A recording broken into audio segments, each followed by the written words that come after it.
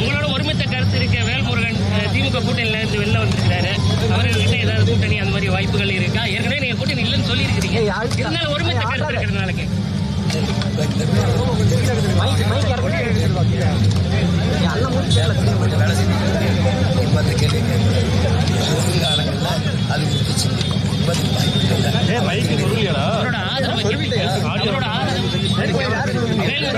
ஆதரவு நாம் தமிழருக்கு இருக்கு.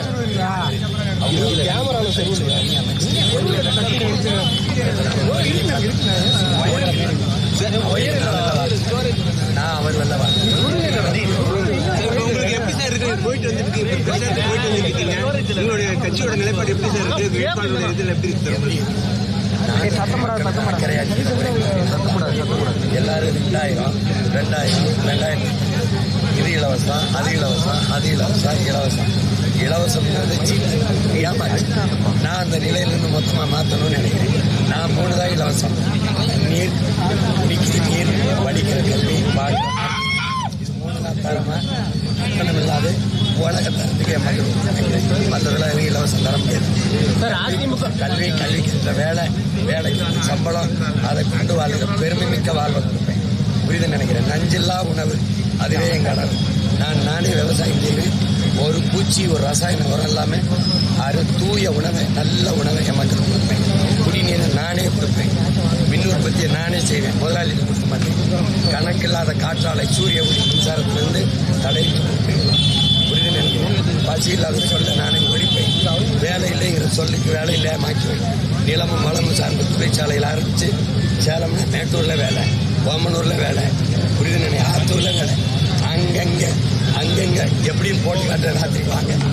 சார், அதிமுக பாஜக தொகுதி பங்கீட்டை எப்படி பாக்குறீங்க? ஏன்னா அதிக அளவு தொகுதி கொடுத்துருக்கிறதா சொல்றாங்க.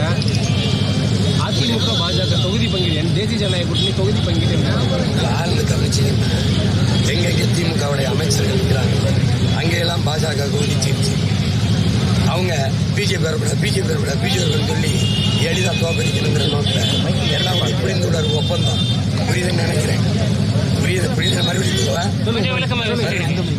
எங்கெங்க நீங்க திமுகவுடைய இப்ப அமைச்சிருக்காங்க அந்தந்த தொகுதிகளை எல்லாம் கூட்டணி கட்சிக்கு தாமரை வெற்றி பெறாது. இவங்க என்ன பிரச்சாரத்தை வைப்பாங்க? அது மதவாத கட்சி, அதை வரக்கூடாது, அதை ஒழிக்கணும்னு பேசுவாங்க. நாங்க என்ன பேசுவோம்? பிஜேபி வரக்கூடாது, காங்கிரஸ் வரலாமான்னு. எந்த அடிப்படையில் எதை வச்சு காங்கிரஸை புனிதப்படுத்துறாங்க? இந்த நாட்டில் விடுதலை பெற்ற இந்தியாவை 60 ஆண்டுகள் ஆண்டது இந்த காங்கிரஸ் தான். இந்த நாடு நாசமானது காரணம், குறிப்பா என் இனத்தை நாசமாக்குறது காங்கிரஸ் தான். என் மண்ணின் உரிமை புறம் எடுத்துட்டு போனது, கல்வியை எடுத்துட்டு போனது யாரு? கச்சத்தீவை எடுத்து கொடுத்தவன் யாரு? காவிரி நதியை பறிச்சது யாரு? என் நிலத்துல நச்ச அலைகளை போற நட்டவன். ஒரு தேசியத்தின் தேச விடுதலை கனவை அழிச்சு நாசமாக்கினவன் யாரு? அழிச்சதாவே கூட இருந்தவன் நீ. 2 பேரும் சேர்ந்துக்கிட்டு எந்த வழியில் காங்கிரஸை புனிதப்படுத்துவார்? முதல்ல இந்திய திணிச்சு இங்க 500க்கு மேற்பட்ட முன்னோன் போராடி திணிச்சது யாரு? ஜிஎஸ்டி சரக்கு மற்றும் சேவை கொண்டு வந்தது யாரு? நீட்டை கொண்டு வந்தது யாரு? என்ஐஏ கொண்டு வந்தது, என்ஆர்சி கொண்டு வந்தது யாரு? சொல்லுங்க, நீங்க சொல்லுங்க, கொண்டு வந்தது யாரு?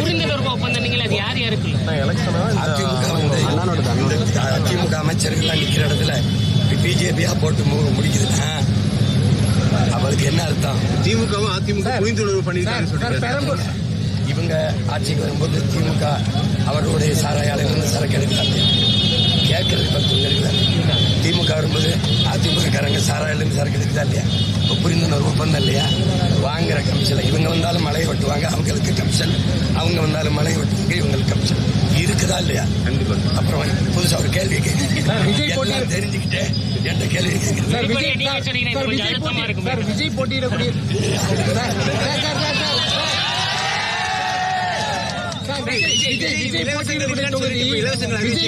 தொகுதி பாமக ஒதுக்கப்பட்டிருக்கு. அதுல ஏதாவது புரிந்துணர்வு ஒப்பந்தம் இருக்கா? அதுல என்ன இருக்குன்னு கொஞ்சம் சொன்னீங்கன்னா நல்லா இருக்கும்.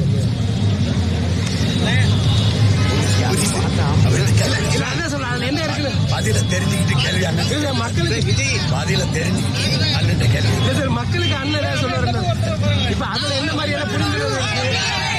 அதுல என்ன மாதிரியான புரிந்துணர்வு சொல்லிட்டேன். அதுதான் ஒரே பதில். விஜய் இலவசங்களுக்கு கூடாதுன்னு சொல்லிட்டு வந்து அவருடைய அறிக்கையில வந்து பல்வேறு விஷயங்கள் இலவசங்களுக்கு அது என் தம்பி வரலாறு இது மாதிரி நீடிக்கிறது. அவருக்கு பேட்டி கேட்க முடியாது சார், அதான் கொடுக்கறது இல்லையா, நீங்க கொடுங்க. அவருக்கு பதிலாக உங்க கருத்து தான் சார் கேட்கிறோம், உங்க கருத்து கேட்கிறோம். இலவசங்கள் இலவசங்கிறது எப்படி பார்த்தாலும் அது வந்து திட்டம் இல்லை, அது ஏமாற்று, அது வீழ்ச்சி திட்டம், கவர்ச்சி திட்டம். ஒரே கேள்விதான், என் தம்பியா இருந்தாலும் ஐயா ஸ்டாலினா இருந்தாலும் ஐயா எடப்பாடியா இருந்தாலும் இலவசத்தில் இழக்கிற பணத்தை எங்கிருந்து எடுப்பீர்கள்? பதில் சொல்லுங்க, கொடுங்க, நான் வாங்கிக்கிறேன். நாங்க பேசுறது 10 லட்சம் கோடி கடன், 1 லட்சம் கோடி வட்டி. என் தம்பி சொல்ற அந்த இலவசத்தை நிறைவேற்றுமா? மாசம் 1 லட்சம் கோடி சார் தேமுதிக மாசம் 1 லட்சம் கோடி பட்ஜெட்டே 3 லட்சம் கோடி தான். எப்படி? அதனால அதை நான் ஏற்கனவே எதிர்க்கிறேன். சார் தேமுதிகவுக்கு 10 தொகுதி வைக்கப்பட்டிருக்கு. ஆனா அதிகமா கூடவே இருந்த விசிக உள்ளிட்ட கட்சிகளுக்கு குறைவான தொகுதி, அதுவும் அங்கீகரிக்கப்பட்ட கட்சி விசிகாவுக்கு குறைவான. உங்க அண்ணன் கேட்கணும், எங்க அண்ணன் கேட்கணும். யாரு? எங்க அண்ணன் திருமணத்துக்கு கேட்கணும். இல்ல அதை நீங்க எப்படி பாக்குறீங்க? அதை வேற ஒரு மாதிரி சொல்றாங்க. இப்ப பிரேமலதாவுக்கு ஏன் முக்கியத்துவம் அப்படிங்கறது அது ஒரு கட்சியின் தலைமை தான் முடிவு.